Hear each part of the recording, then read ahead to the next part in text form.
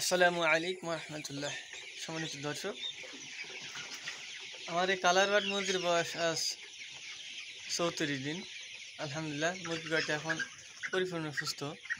কারণ 22 দিন, এই 26 দিন বয়সে মুরগির ফার্মে ভাইরাসে আক্রান্ত হয়েছিল। 26 দিন বয়সে রানীক্ষেত ভাইরাসে।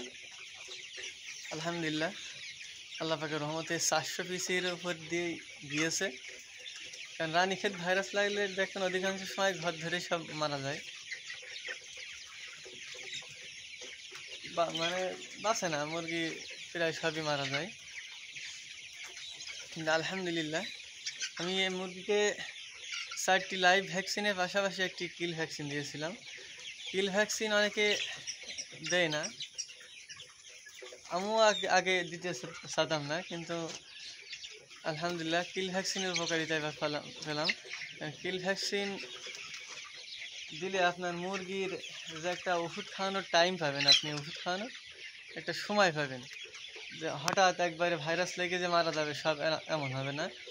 যে ওষুধ শরীরে একটা ধরো একটা সময় পাবেন খাওয়ানোর।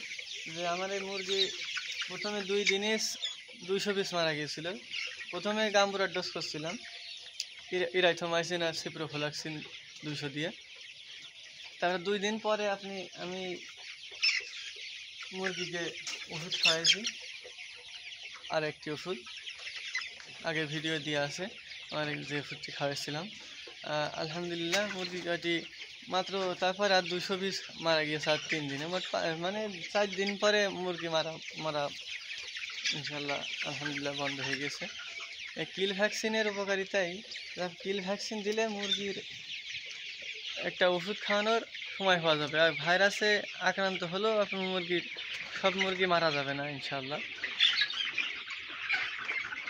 আলহামদুলিল্লাহ, আল্লাহ হাফেজ।